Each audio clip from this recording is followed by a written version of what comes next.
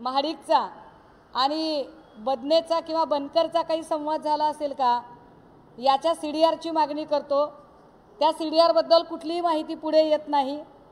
त्या CDRच्या बद्दलचं कुठलंही वर्णन, विशेषण, विश्लेषण, तपशील काल भाजप प्रायोजित जी पत्रकार परिषद झाली ज्याच्यामध्ये निंबाळकरांच्या प्रवक्त्या म्हणून महिला आयोगाच्या व्यक्ती तिकडे बसल्या होत्या, त्यांनी त्याच्यावर काहीच सांगितलं नाही, पण मुलीच्या CDR बद्दल त्या बोलल्या।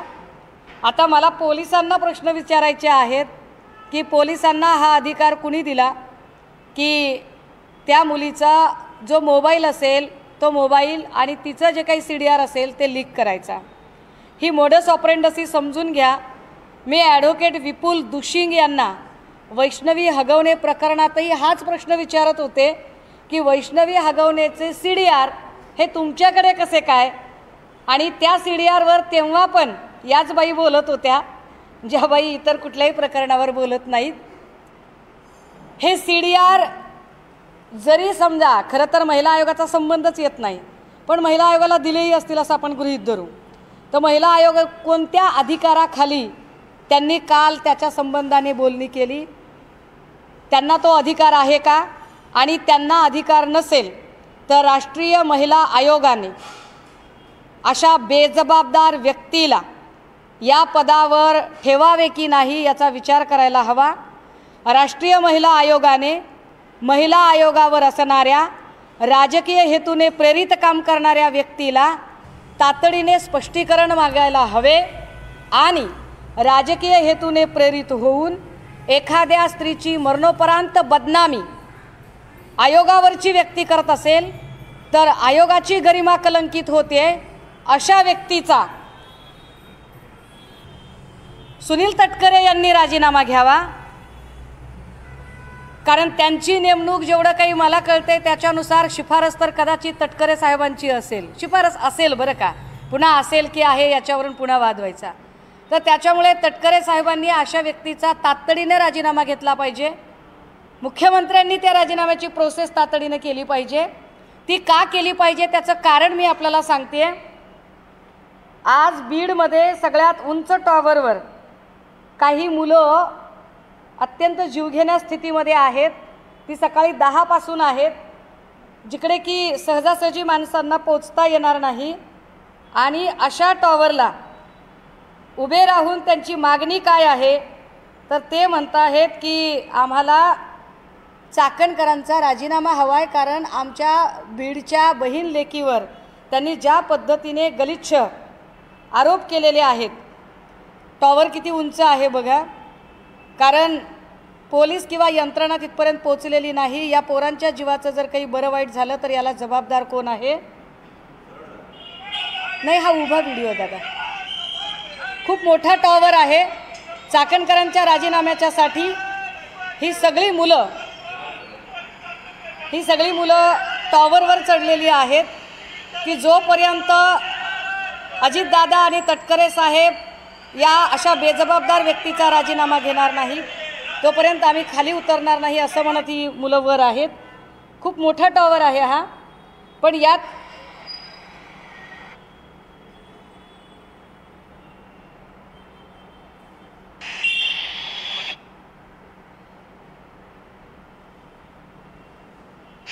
नमस्कार, मी माऊली शिरसाट, बीड शहरातील BSNLचं भाजी मंडई या ठिकाणचं सगळ्यात उंच टावर आहे, आणि या टावरवरती आमचे तरुण बांधव सकाळी 10 वाजल्यापासून चढलेले आहेत, कारण बीड जिल्ह्याची लेक संपदाताई मुंडे अत्यंत कर्तव्यदक्ष आरोग्य अधिकारी म्हणून फलटण या ठिकाणी काम करत होते, परंतु ज्या पद्धतीनं तिला छळलं गेलं, जिवंतपणे त्रास दिला, परंतु या ठिकाणची व्यवस्था मेल्यानंतरही तिला छळत आहे, त्रास देत आहे। बेजबाबदार महिला आयोगाच्या अध्यक्षा रुपाली चाकणकर ज्या पद्धतीनं पत्रकार परिषद घेऊन आमच्या भगिनीच्या चारित्र्यावर शिंतोडे उडवत आहेत, त्यांना हा अधिकार कुणी दिला? PM रिपोर्ट आमच्या घरच्या मंडळीला भेटाना, व्हॉट्सअप कॉल किंवा काय आणते CDR आमच्या घरच्या नातेवाईकांना भेटाना, आणि तिला कसे भेटले या मागणीसह SIT स्थापन लवकरात लवकर झाली. मंडळी, मी म्हटलं की मला काही नवीन माहिती आपल्यासोबत शेअर करायची आहे. हा एक फोटो आहे. आपल्याला हे प्रकरण माहीत असेल. हे अश्विनी बिद्रे हत्याकांड प्रकरण आहे. हे एप्रिल 2013चं प्रकरण आहे आणि या प्रकरणामध्ये 2016चं प्रकरण आहे. हे अश्विनी बिद्रे हत्याकांडामध्ये अश्विनी बिद्रेची हत्या झाली. हत्या खरं तर 11 एप्रिलला झाली होती, पण तिच्या घरच्यांना जेव्हा लक्षात आलं की आपली घरातली जी व्यक्ती आहे ती सापडत नाही आहे, तिचा कॉन्टॅक्ट होत नाही आहे, तेव्हा 15 एप्रिल 2016ला अश्विनी बिद्रेंच्या संबंधाने एक मिसिंगची तक्रार दाखल झाली होती. या मिसिंगच्या तक्रारीमध्ये की आमच्या घरातली व्यक्ती नाहीशी झालेली आहे, त्यांचा शोध व्हावा, पण तो शोध काही होत नव्हता.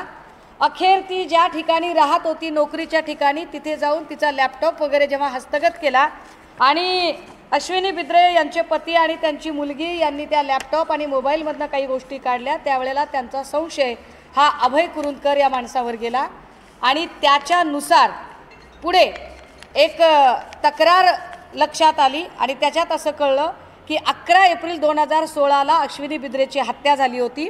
मी हे का सांगते त्याचं कारण पुढं सांगते आपल्याला. 11 एप्रिल 2016ला अश्विनी बिद्रेची हत्या झाली, पण गुन्हा हत्येचा दाखल झाला नव्हता. गुन्हा दाखल व्हायला 1 जानेवारी 2017 उजाडलं.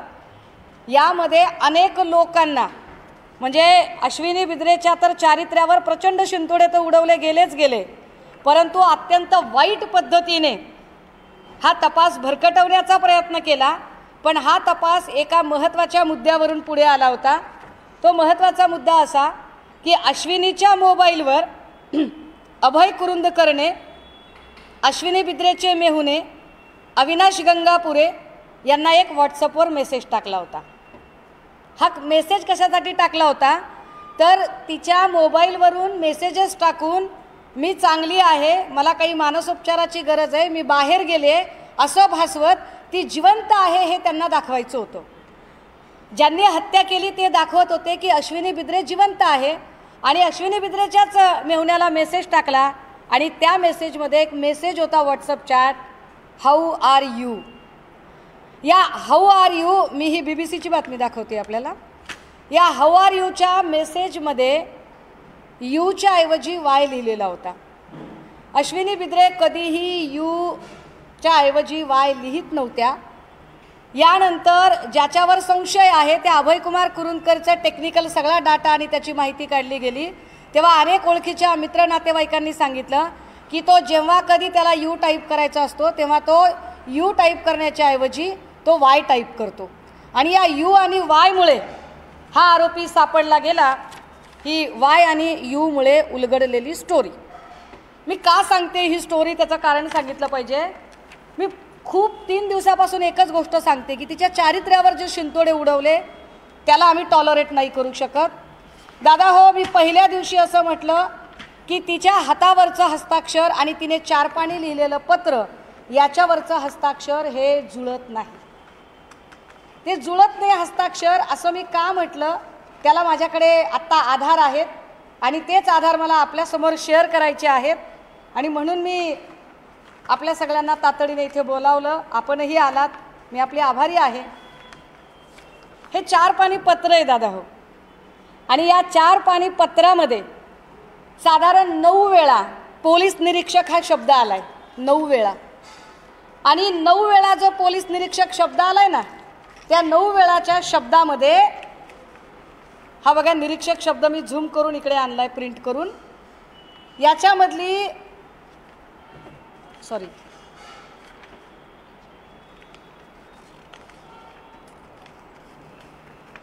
याच्यामधलं जर हस्ताक्षर जर आपण बघितलं तर आपल्या लक्षात येईल की काय नेमका घोळ झालेला आहे आणि आम्ही असं म्हणतोय याला नेमका आधार तरी काय आहे.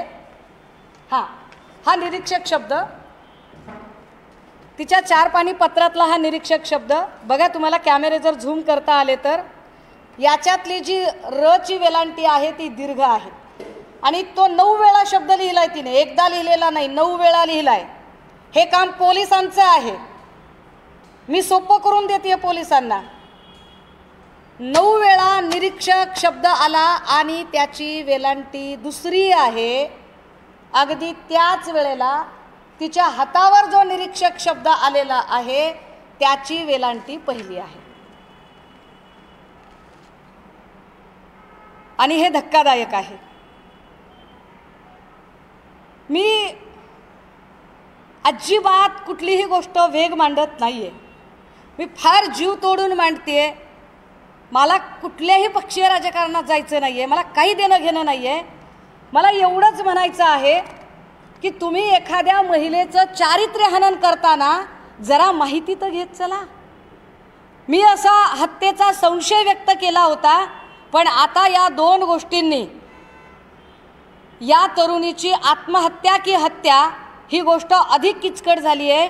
ह्या 2 कागद बघितल्यावर ती हत्या झाली आहे का असं म्हणायला फारच पुरेसा वाव आहे की 9 वेळा 4 पानीपत्रामध्ये लिहिलेला निरीक्षक शब्द त्याची वेलांटी दुसरी आहे आणि सुसाइडल नोट म्हणून संदर्भ घेतलेला हातावरचा जो शब्द आहे त्याच्यातली र ची वेलांटी ही पहिली आहे.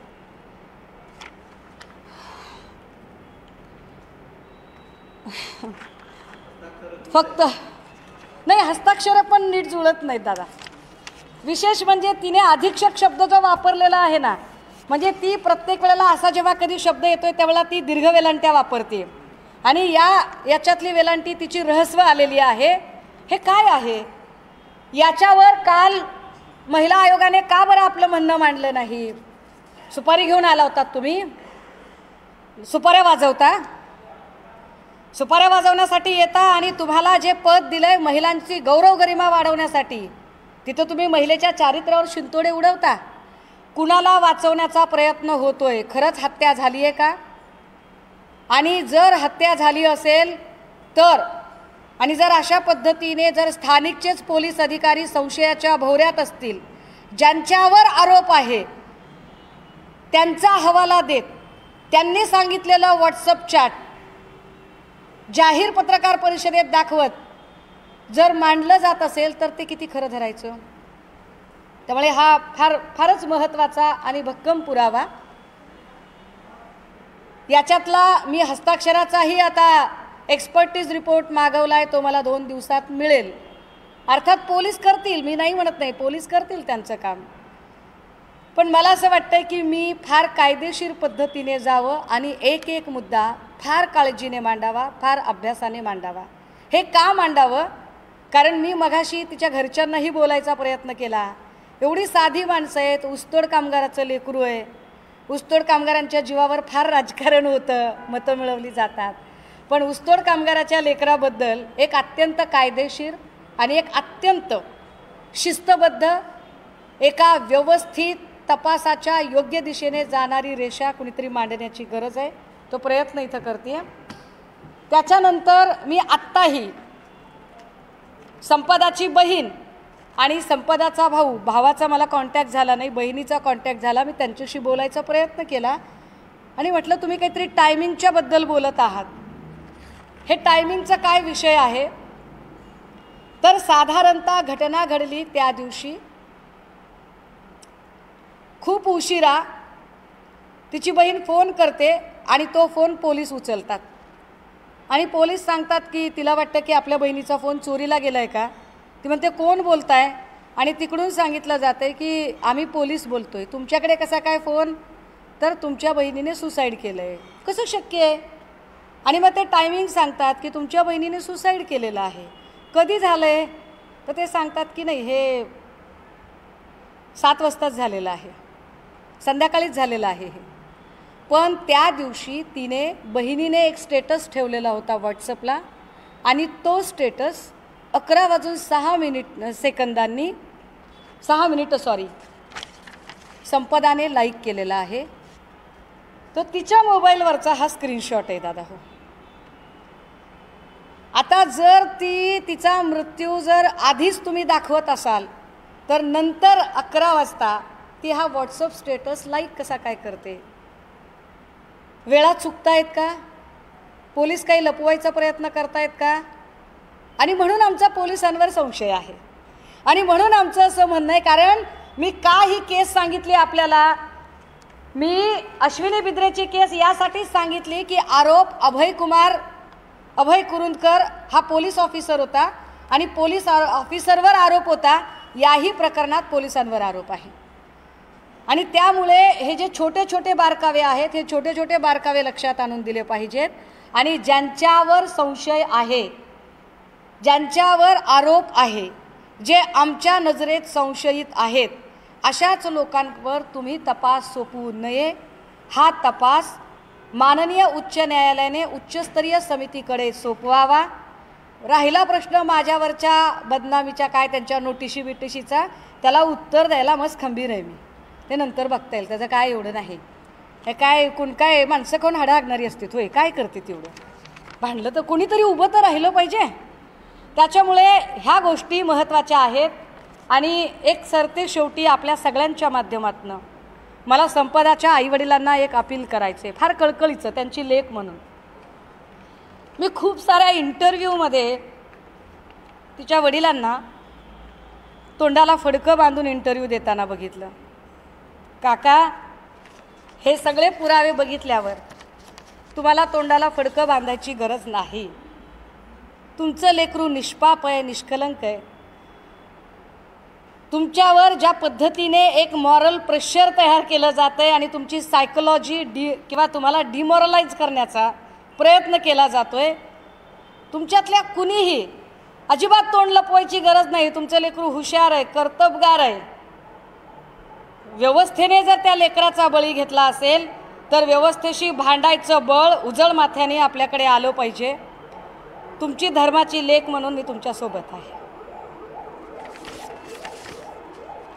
विचारा. आणि पुन्हा चाकण करण्यामध्ये पडायचं नाही.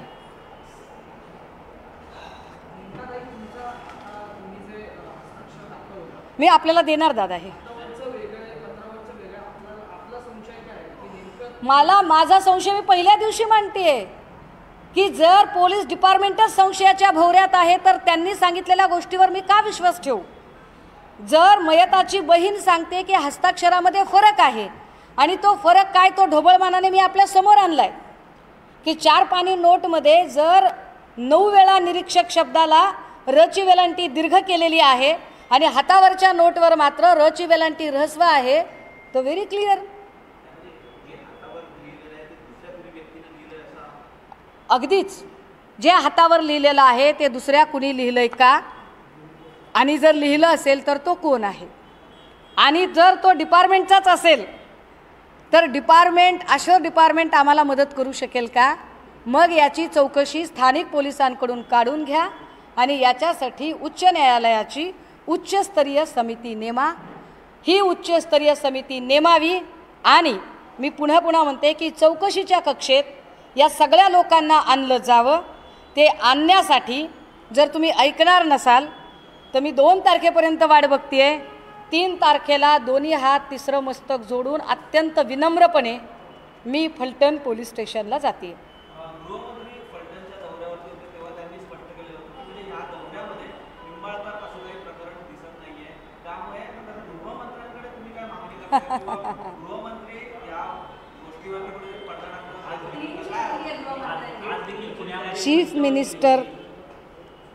चीफ मिनिस्टर माननीय मुख्यमंत्री यांनी या राज्याला कल्याणकारी राज्य बनवण्यासाठी अहोरात्र मेहनत घ्यावी. माझ्या त्यांना शुभेच्छा आहेत. परंतु माननीय मुख्यमंत्र्यांनी न्यायाधीशाच्या खुर्चीत बसू नये. तो त्यांचा जॉब नाही. आणि जर तो त्यांचा जॉब आहे असं त्यांना वाटत असेल तर मग पोलीस स्टेशन आणि कोर्ट याचा फार्स कशाला करताय? बंद करून टाका सगळं. नाही तर बोर्ड लावा तुमच्या ऑफिसच्या बाहेर, येथे क्लीन चिट वाटून मिळतील. मुख्यमंत्री देवेंद्र फडणवीस यांनी बोर्ड लावावा आपल्या कार्यालयाच्या बाहेर, येथे क्लीन चिट वाटून मिळतील. त्यांनी नाही क्लीन चिट द्यायची. आणि मी त्यांच्याबद्दल अजून एक गमतीदार गोष्ट सांगते. नंदकुमार ननावरेचा व्हिडिओ जो मी दाखवला परवाच्या प्रेसमध्ये, त्याच्यामध्ये रणजित सिंग नाईक निंबाळकर असं ते म्हणाले. ठीक आहे, मयत व्यक्ती म्हणते की रणजित सिंग नाईक निंबाळकर. यावर मुख्यमंत्र्यांनी स्पष्टीकरण दिलं की म्हणाले त्यात खासदार कुठं लावलेलं आहे, फक्त रणजित सिंग निंबाळकरच म्हटलं आहे. फार विशेष आहे, खासदार कुठं म्हटलेलं आहे. आणि नाईक निंबाळकर काय म्हणाले, आमच्या गावात 34 रणजित सिंग निंबाळकर आहेत. तर निंबाळकरांना माझा प्रश्न आहे, त्यांच्या वकिलांना प्रश्न आहे. त्यांचे वकील कॉप्या करून पास झालेले नाहीत, ते हुशार आहेत अशी माझी धारणा आहे. माझा विश्वास आहे की ते अत्यंत विद्वान आहेत. माझा त्यांना प्रश्न आहे की जर तुम्हाला असं वाटतंय की 34 नाईक निंबाळकर, रणजित नाईक निंबाळकर फलटणमध्ये आहेत, तर ते 33 कोण आहेत दुसरे की ज्यांच्याकडे नागटिळक आणि शिंदे नावाचे पिये आहेत? लॉजिकचा प्रश्न आहे दादा, काय चुकीचं बोलते का? ते 33 कोण आहेत ज्यांच्याकडे शिंदे आणि नागटिळक नावाचे पिये आहेत? कारण पिये ठेवण्या इतकी औकात ती रणजित नाईक सिंह निंबाळकर यांचीच असेल. त्यांची का असेल? फार मोठी आसामी आहे. बरं झालं लक्षात आलं तुमच्यामुळे. किती मोठी आसामी आहे बघा, सांगितलं पाहिजे मी आपल्याला की किती मोठी आहे. अहो, आपण साधा एखादा केक जरी तलवारीने कापला तरी आपल्यावर काय काय ॲलिगेशन येतात राजे हो. आता ह्याच्यात मात्र बघा तुम्ही, म्हणजे विशेष आहे. हा,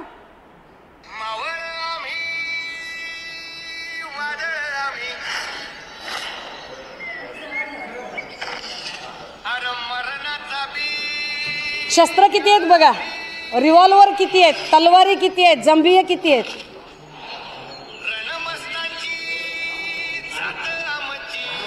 अरे काय तुम्ही कॉपीराईटचा विचार.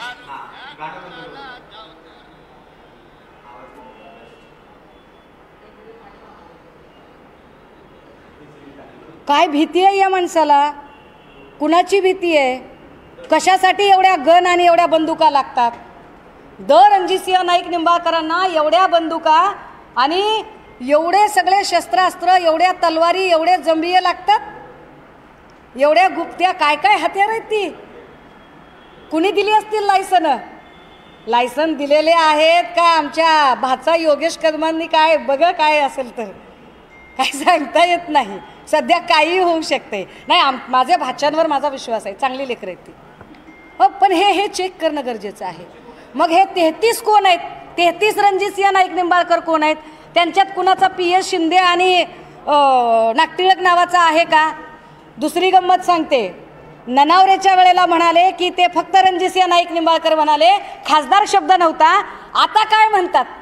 आता फडणवीस असं म्हणतात, पत्रात फक्त खासदार लिहिलंय, खासदार निंबाळकर कुठे लिहिलंय? काय कमाल आहे. म्हणजे फडणवीस साहेब म्हणजे अरे काय काय टॅलेंटेड माणूस आहे राव.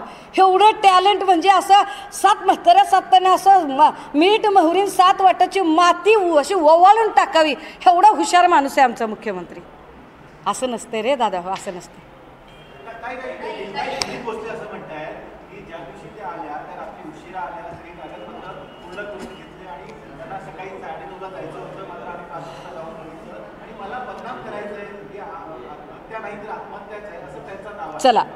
चला मान्य, मी दिलीपसिंह भोसले पाटलांचं हे आर्ग्युमेंट मान्य करते.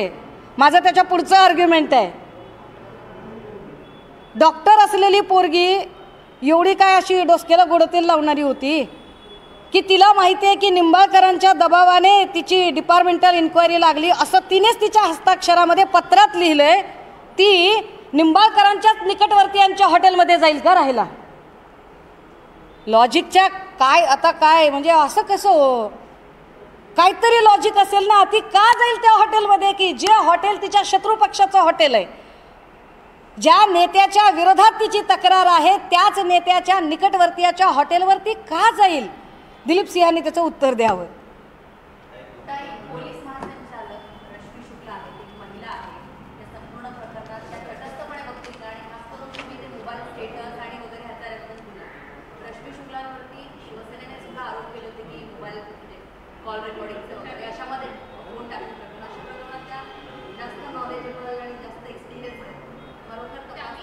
ताई मी सांगितलं पाहिजे, या देशाच्या राष्ट्रपती महिला आहेत, या राज्याच्या पोलीस महासंचालक महिला आहेत, महिला आयोगावर पण महिलाच आहे दुर्दैवानं.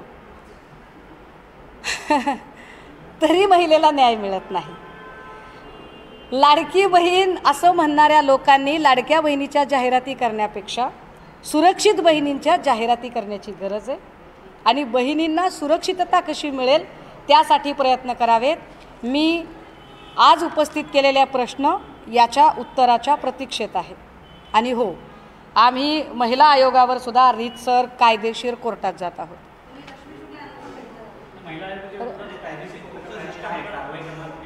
नाही, मला कायदेशीर कोर्टात जावं लागेल की आयोगावरची व्यक्ती आपल्या जो कॉन्स्टिट्युशनल प्रोटोकॉल आहे त्या कॉन्स्टिट्युशनल प्रोटोकॉलच्या बाहेर जाऊन जे त्यांच्या फ्रेमवर्कमध्ये नाही आहे, जे त्यांच्या कार्यकक्षेत नाही, तिथे आउट ऑफ द बॉक्स जाऊन जर पॉलिटिकल इंटरफिअरन्स करत असतील त्यांनी करावा. आपल्या पॉलिटिकल सर्वाईव्हसाठी, आपल्या पॉलिटिकल ग्रोथसाठी त्यांनी भाजपकडे जावं, शिंदे काय कुठं जायचं त्याच्याबद्दल काही माझं म्हणणं नाही आहे, त्यांनी करावं ते.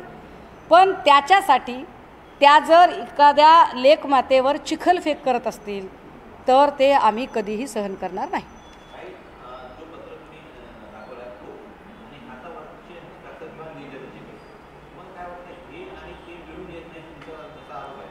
आता हेच सांगते मी मगापासून की माझं म्हणणं आहे की हे वेगळं कसं आहे, हे वेगळं कसं आहे. एकीकडे 9 वेळा, एकदा चुकू शकतो साहेब, एकदा लिहिलंय चला चुकून लिहिलं, गडबडीत लिहिलं समजू शकते. 9 वेळा निरीक्षक शब्दाची वेलांटी दीर्घ येते आणि हातावरची वेलांटी मात्र ऱ्हस्व येते. तिचे जेव्हा जेव्हा याच्यातले 4 अक्षरी शब्द आपण तपासतो तेव्हा 4 अक्षरी शब्दामध्ये दीर्घ वेलांटी येते आणि इतर ऱ्हस्व वेलांटी येते. हे काय आहे? कारण मेडिकलची जी लेकरं असतात त्यांचं मराठी आणि ग्रामरचं थोडंसं त्रांगडं असतं. हे फार महत्त्वाचं आहे.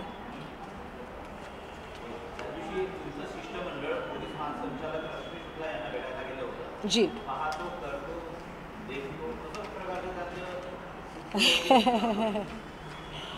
असू द्या, असू द्या.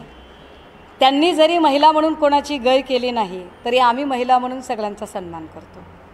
आणि मी म्हणते ना की मी सन्माननीय उद्धव बाळासाहेब ठाकरे या अत्यंत संयमी, सभ्य आणि सज्जन माणसाच्या नेतृत्वाखाली काम करत आहे. त्यामुळे वेग काहीही बोलणार नाही, विनाकारण कुणाचंही व्यक्तित्व हनन करण्याचा प्रयत्न करणार नाही. पण एक नक्की, राज्याच्या पोलीस महासंचालक महिला आहेत. महिला म्हणून त्यांनी संपदा मुंडे ही त्यांचीही लेक बहीण आहे. या न्यायाने आपल्या लेकीला, आपल्या पोरीला न्याय द्यायचा आहे म्हणून त्यांचं काळीज जरा संवेदनशील व्हावं आणि त्यांनी या सगळ्या प्रकरणाची गांभीर्यानं दखल घ्यावी ही माझी विनंती असेल त्यांना. थँक्यू.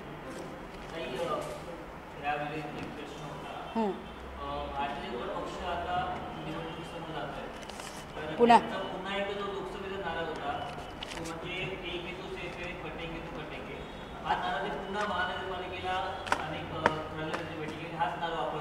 जर हा नारा वापरायचा असेल आणि पुन्हा हिंदुत्वाचं कार्ड खेळायचं असेल तर माझा सरळ साधा प्रश्न आहे, संपदा मुंडे कुण्या धर्माची आहे? संपदा मुंडे हिंदू आहे ना. मग संपदा मुंडे हिंदू आहे तर हिंदू बहिणीच्यासाठी आता हिंदुत्व करून ओरडणारे किती जण मैदानात येणार आहेत?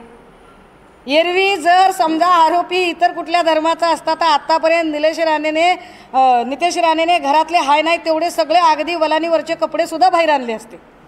काय हे धंदा? माझ्याकडे अजून आलेलं नाही दादा. मी अभ्यास करेन आणि मी अभ्यास केल्यानंतरच त्यावर बोलेन. ओके, मी नक्की त्याच्यावर चेक करेन.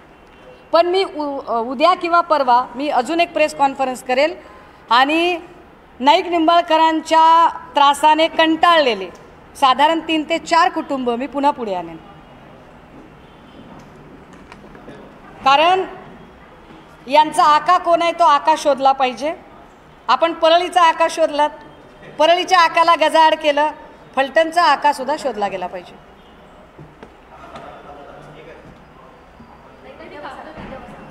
हो, मी तुम्हाला सॉफ्ट कॉपी देऊ प्रिंट काढायला? हो हो. मी तुम्हाला हा व्हिडिओ पण देते.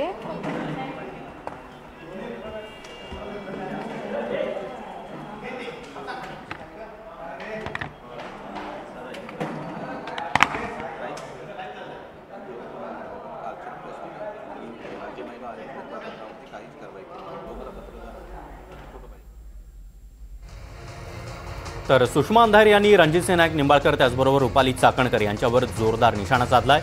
अनेक महत्त्वाचे मुद्दे या पत्रकार परिषदेमध्ये सुषमा अंधारे यांनी मांडलेले आहेत आणि या नंतर आता काय प्रतिक्रिया उमटते हे पाहणं देखील महत्त्वाचं असणार आहे. मात्र बातमीपत्रात वेळ झाली एका छोट्याशा ब्रेकची.